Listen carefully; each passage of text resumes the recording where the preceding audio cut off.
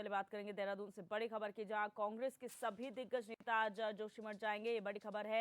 आपदा से प्रभावित क्षेत्रों का दौरा करेंगे। कांग्रेस प्रदेश प्रभारी देवेंद्र यादव जोशीमठ का दौरा करेंगे। प्रदेश अध्यक्ष करण माहरा भी मौजूद रहेंगे। ये बड़ी खबर आपको बता रहे हैं। सरकार के राहत और बचाव कार्यों की समीक्षा बैठक करेंगे और जोशीमठ के बाद सभी कांग्रेसी कर्णप्रयाग भी जाएंगे और कर्णप्रयाग में भी जो भू धसाव हो रहा है उसका जायजा लेंगे। तो ये बड़ी खबर आपको बता रहे हैं। जोशीमठ की जो स्थितियां बन रही हैं उसका आकलन करने के लिए, उसकी समीक्षा करने के लिए आज कांग्रेस के सभी दिग्गज नेता जोशीमठ जाएंगे और आपदा से प्रभावित क्षेत्रों का निरीक्षण करेंगे, दौरा वहां पर करेंगे। आपको बता दें कि कांग्रेस प्रदेश अध्यक्ष कांग्रेस प्रदेश प्रभारी देवेंद्र यादव जोशीमठ का दौरा करेंगे। इसके अलावा प्रदेश अध्यक्ष करण माहरा भी उनके साथ मौजूद रहेंगे और इसके अलावा तमाम दिग्गज कांग्रेस के जो हैं वो जोशीमठ जाएंगे। इसके अलावा जोशीमठ के बाद कांग्रेस के दिग्गज नेता कर्णप्रयाग का रुख करेंगे, जहां भी भू धसाव के मामले सामने आ रहे हैं।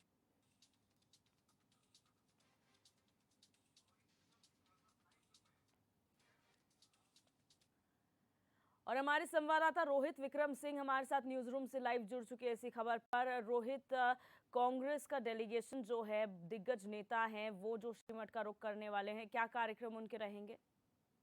जी देखिए दिव्या, जो ब्रेकिंग इनपुट्स आ रही हैं उसके मुताबिक कांग्रेस का जो डेलीगेशन है वो जोशीमठ के लिए रवाना हो चुका है।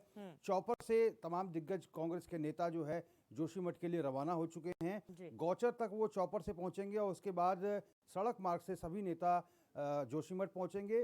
मुख्य रूप से कांग्रेस के प्रदेश अध्यक्ष करण माहरा, प्रदेश प्रभारी देवेंद्र यादव, केंद्रीय पर्यवेक्षक अजय लल्लू और इसके साथ ही नेता प्रतिपक्ष यशपाल आर्य, पूर्व नेता प्रतिपक्ष प्रीतम सिंह सहित कांग्रेस के तमाम वरिष्ठ पदाधिकारी आज जोशीमठ में रहने वाले हैं। और कुछ दिन पहले भी हमने देखा था कि कांग्रेस के प्रदेश अध्यक्ष करण माहरा के नेतृत्व में पूर्व सीएम हरीश रावत, नेता प्रतिपक्ष यशपाल आर्य सहित तमाम कांग्रेसी दिग्गज नेता जोशीमठ पहुंचे थे। राहत बचाव कार्यों की समीक्षा की थी, कितना नुकसान वहां पर क्षेत्र में हुआ है, इन सभी मसलों का आकलन कांग्रेस ने किया था। और इसी के मद्देनजर ये दूसरा पड़ाव जो है कांग्रेस का रहने वाला है आज का।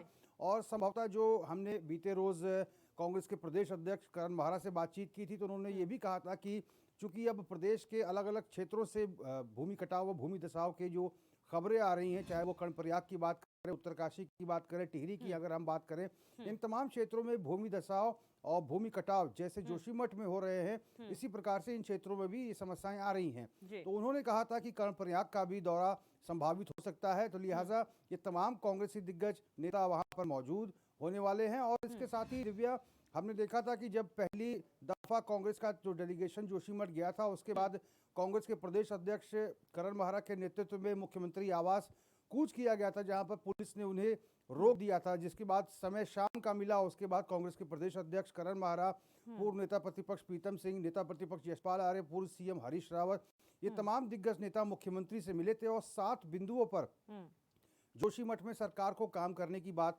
यहां पर कांग्रेस ने कही थी। पहला बिंदु था कि इस आपदा को राष्ट्रीय आपदा घोषित की जाए। दूसरा बिंदु था 15,000 रुपए किराए की दर निर्धारित की जाए यदि कोई परिवार किराए के मकान में रहना चाहता है।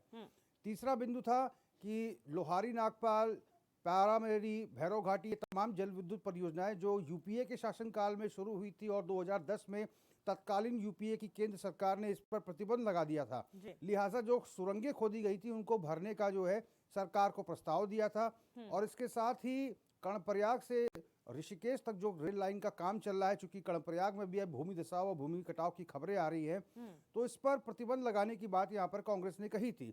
लिहाजा कुछ मांगे तो सरकार ने मांगी हैं, लेकिन सबसे बड़ी कांग्रेस की चिंता या फिर कांग्रेस की मांग ये है कि हालांकि कांग्रेस के एआईसीसी के बड़े नेता भी इस बाबत कहते हुए हमें दिखाई दिए, कांग्रेस के जो राष्ट्रीय अध्यक्ष है मल्लिकार्जुन खड़गे, वो प्रेस ब्रीफिंग करके उत्तराखंड सरकार और केंद्र सरकार से आह्वान करते हैं, गुजारिश करते हैं कि इस जोशीमठ की आपदा को राष्ट्रीय आपदा घोषित सरकार करे। और उसके साथ ही जो प्रदेश कांग्रेस कमेटी है, करण माहरा जो कि प्रदेश अध्यक्ष है, उनका कहना है कि जो सरकार ने 11 करोड़ रुपए पूर्व में निर्गत किए थे जोशीमठ में राहत और बचाव कार्यों के लिए और 1 करोड़ रुपए मुख्यमंत्री राहत कोष से किराए के मकान में रहने हेतु जो 5,000 रुपए की धनराशि लोगों को मुहैया कराई जा रही है। हालांकि पहले 4,000 थी, लेकिन विरोध के बाद इसको सरकार ने 5,000 कर दिया है।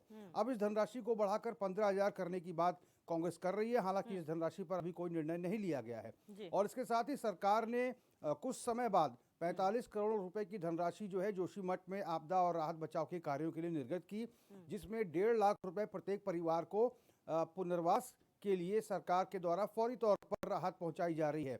हालांकि पुनर्वास पैकेज समिति जो है बाजार दर से लोगों का कितना नुकसान हुआ है इसका आकलन फिलहाल अभी कर रही है, लेकिन 1.5 लाख का मुआवजा सरकार की तरफ से दिया जा रहा है। लेकिन कांग्रेस का कहना है कि सरकार का जो पुनर्वास नीति है, सरकार की जो पुनर्वास नीति है वो काफी स्लो चल रही है और जिस त्वरित गति से सरकार को काम करना चाहिए वो नहीं हो पा रहा है। लेकिन सरकार की तरफ से जो आपदा प्रबंधन सचिव है रंजीत सिन्हा, उनके द्वारा डेली लगातार जो है शाम को जोशीमठ को लेकर पत्रकारों को अपडेट दिया जाता है। बीते रोज की अपडेट की अगर बात करें दिव्या, तो 615 ऐसे मकान हैं जो राहत कैंप बनाए गए हैं जोशीमठ में, जहां पर लोगों को रखा जा रहा है सुरक्षित स्थानों पर। उसके साथ ही 491 पीपल कोटी में ऐसे राहत कैंप बनाए गए हैं जहां पर प्रभावितों को ले जाया जा रहा है। और इसके साथ ही जोशीमठ का जो अनुकूल परिस्थिति का इलाका है वहां पर प्री फैब्रिकेटेड भवनों का निर्माण किया जा रहा है। तो सरकार की तरफ से लगातार जो है कार्रवाई जारी है। पुनर्वास पैकेज को लेकर लगातार जो नोडल अधिकारी हैं वो अध्ययन कर रहे हैं, भूवैज्ञानिक अध्ययन कर रहे हैं, पर्यावरणविद अध्ययन कर रहे हैं। उसके साथ ही 4 जगहों को डेंजर जोन सरकार ने घोषित किया है, 5 जगहों को चिन्हित किया है जहां पर नया जोशीमठ बचाए जाने को लेकर सरकार ने प्रस्ताव तैयार कर लिया, जिसमें गौचर और पीपल कोटी सहित 5 स्थान और हैं। लेकिन कांग्रेस का कहना है कि सरकार जो है राहत और बचाव कार्यों में जिस तेजी के साथ सरकार को काम करना चाहिए था वो सरकार नहीं कर पा रही है। और सबसे बड़ी बात है कि इस आपदा को राष्ट्रीय आपदा ना तो भारत सरकार की तरफ से घोषित किया जा रहा है और ना ही राज्य सरकार इसकी पैरवी केंद्र सरकार को कर रही है। बिल्कुल रोहित, यहाँ पर कांग्रेस का आपने बोला सेकंड पड़ाव है, ये दूसरा दौरा है जहाँ पर दिग्गज वहाँ का हालातों का जायजा लेने के लिए पहुंचेंगे।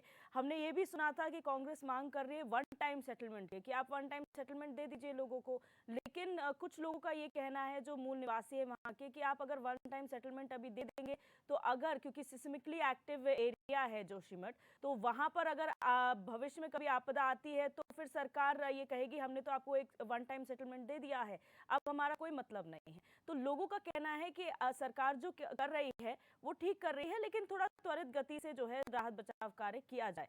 तो कांग्रेस कैसे देखती है इन सब चीजों को, क्योंकि कांग्रेस अगर सरकार में होती तो शायद ये जो मुद्दा है वो भी काफी चुनौतीपूर्ण कांग्रेस के लिए भी होता।